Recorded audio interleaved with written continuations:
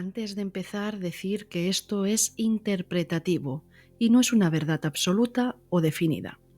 Está basado en una perspectiva de memorias emocionales transgeneracionales, donde se interpreta que toda condición actual física, emocional o mental está sostenida por memorias emocionales heredadas.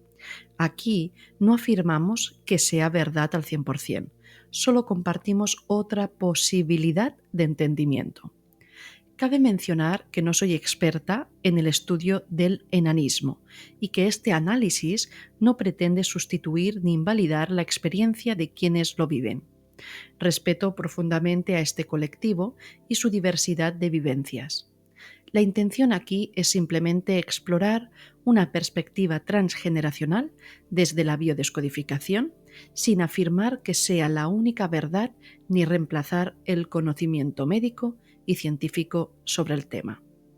Una vez dicho esto, empecemos.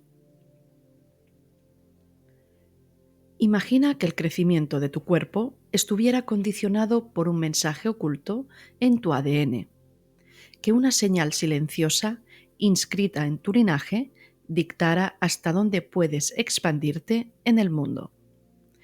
¿Por qué algunas personas heredan una mutación en el gen FGFR3 que limita el crecimiento de sus huesos?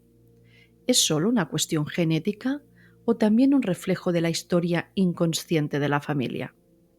Si el cuerpo frena su expansión, ¿qué está tratando de evitar o corregir? En este episodio exploraremos cómo el enanismo puede ser visto desde la biodescodificación, conectando la ciencia con la memoria transgeneracional.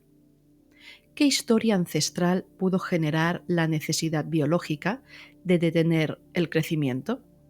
¿Qué mensaje esconde esta condición y cómo podemos interpretarlo desde una perspectiva más profunda? Veamos el reflejo en la historia entre el prestigio y la humillación. La historia exterior es un reflejo del mundo interior. Los patrones internos e inconscientes se proyectan y materializan en la historia del mundo, dándonos una clave para comprender la parte biológica y emocional de una condición como el enanismo en este caso.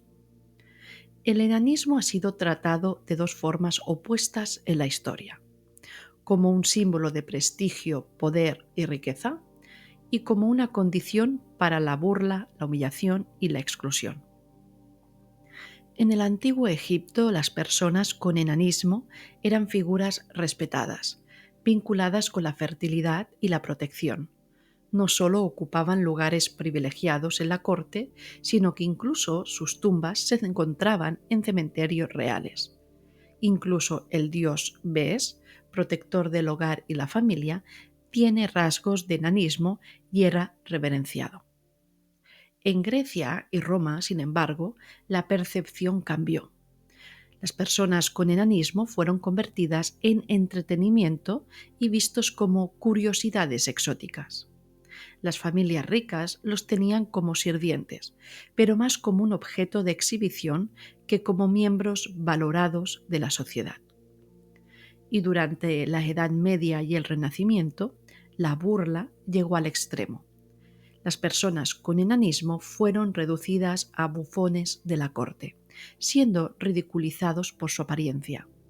En tiempos más modernos, muchos fueron explotados en circos como fenómenos de feria. Entonces, este espejo de la historia, ¿cómo se traduce esto a nivel transgeneracional? La historia colectiva no es solo un conjunto de hechos aislados, es el reflejo de los mismos conflictos internos que habitan en el inconsciente familiar y colectivo. Las memorias de prestigio y humillación dejan una huella en el linaje. Si un ancestro disfrutó del prestigio, pero luego fue despojado de él, es posible que el sistema familiar haya grabado la idea de que llegar muy alto o muy lejos implica una caída o un castigo. Esto puede manifestarse en el cuerpo como una orden biológica de frenar el crecimiento, para evitar repetir la historia de ascenso y caída. Por ejemplo, un linaje donde un ancestro alcanzó riqueza, poder o notoriedad, pero luego fue perseguido, humillado o desposeído, pues esto puede transmitir la creencia inconsciente de que es peligroso destacar o ser grande implica sufrimiento. Comprender la historia del enanismo como reflejo del mundo interior nos da claridad para interpretar su significado desde la biodescodificación. Si en la historia externa vemos la oscilación entre prestigio y humillación, podemos preguntarnos, ¿dónde se ha vivido esta misma oscilación en mi árbol genealógico? ¿Se ha castigado el crecimiento y el éxito en mi linaje? ¿Hubo alguien que alcanzó mucho y luego perdió todo? Esta dualidad entre prestigio y humillación no solo aparece en la historia, sino que también está presente en las mitologías. En muchas culturas, las personas con enanismo son representados como guardianes de tesoros, custodios de oro o protectores de riquezas ocultas. En la mitología nórdica, los enanos vivían en las profundidades de la tierra, donde forjaban armas poderosas y protegían grandes tesoros. Eran sabios, creadores de artefactos mágicos y poseedores de conocimientos ocultos. Sin embargo, también eran representados como seres ávaros, castigados por su deseo de acumular riquezas. Entonces, ¿cómo se relaciona esto en la biodescodificación? Las manos y los brazos representan el acto de tomar, guardar y alcanzar. Si en un linaje hubo alguien que tuvo prestigio y poder, alcanzó riquezas o posiciones que otros no pudieron, pero luego fueron castigados o despojados, la memoria de este evento puede grabarse en la biología de los descendientes. ¿Qué sucede si un linaje tiene el recuerdo de haber tomado demasiado y luego haber sido castigado por ellos? Posiblemente es una posibilidad que el cuerpo pueda manifestar un freno en el crecimiento de los brazos, que representan la acción de tomar, y también una memoria de castigo por expansión, reflejada en la limitación del crecimiento de las piernas, que representan el avance en la vida. Así, la figura de personas con enanismos en la mitología no es casual. Es un reflejo del conflicto biológico y transgeneracional entre tomar demasiado y ser castigado, entre tener prestigio y perderlo, entre ser guardián de algo valioso y ser despojado de ello. Así que surgen preguntas.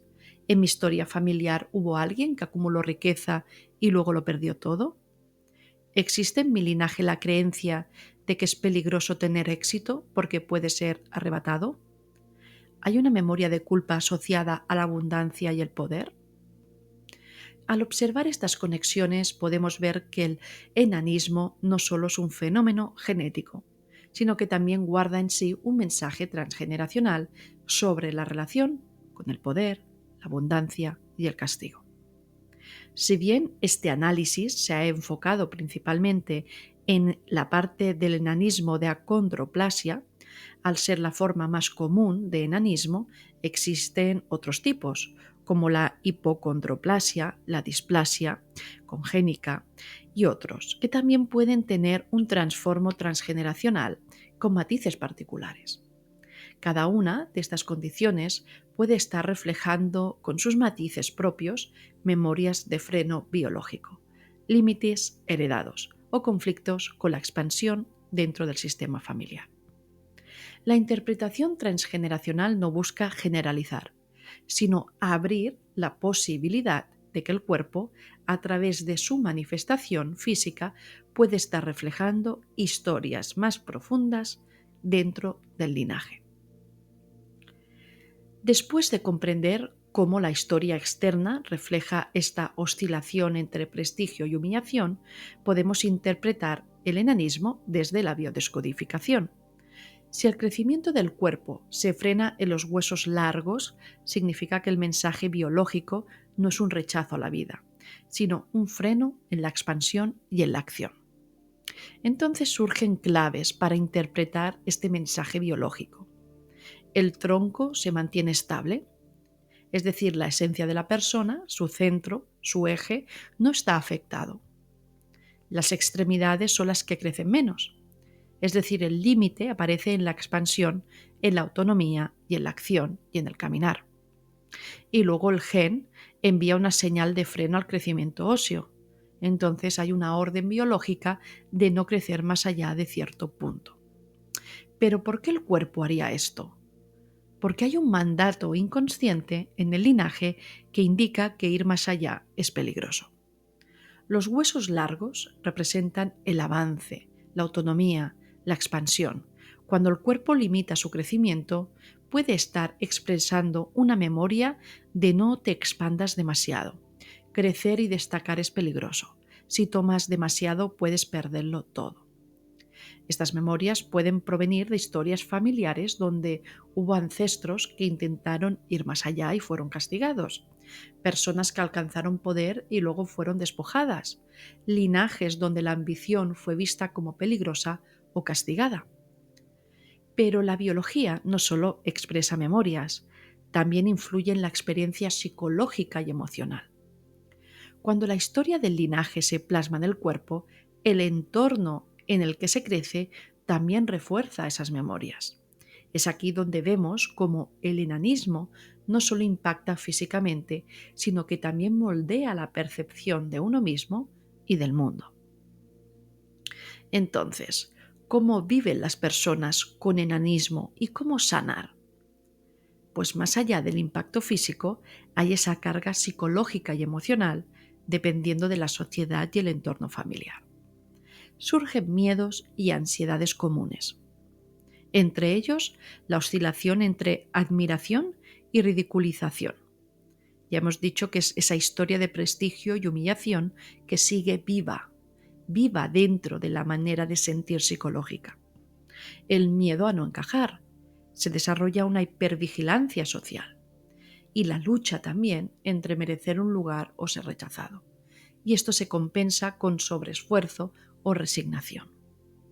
Y por otro lado, en muchos casos hay una desconexión con el cuerpo porque surge rechazo interno o una ansiedad corporal. Y aquí la clave para sanar es reconocer el cuerpo como una expresión del linaje, no como un castigo. Romper el miedo a ser visto y ocupar un lugar sin lucha. Liberarse de la identificación con la limitación física y conectar con la esencia. Y también se puede estudiar y explorar el árbol genealógico. Preguntarte lo que hemos visto antes, si hubo personas que fueron limitadas en su crecimiento ante el mundo social o en el mundo de poder, o abuso de poder, o de demasiado crecimiento o expansión, o con sentimientos de no debí llegar tan lejos. O si existen historias de éxito que terminaron en humillación o deseos de prohibición. Luego, después de hacer este análisis del árbol genealógico, se puede reprogramar creencias que van a ayudar mucho en la gestión emocional. Por ejemplo, me permito crecer en mi propio camino, sin miedo. Puedo tomar lo que necesito de la vida sin culpa. Confío en mí mismo y en aquello que toco. Sobre todo, en aquello que toco, porque las memorias transgeneracionales tienen que ver con castigo y culpa por haber adquirido o tocado demasiado. Cosas, adquirir bienes o lo que fuera. Entonces, sobre todo, en aquello que toco, confianza en uno mismo.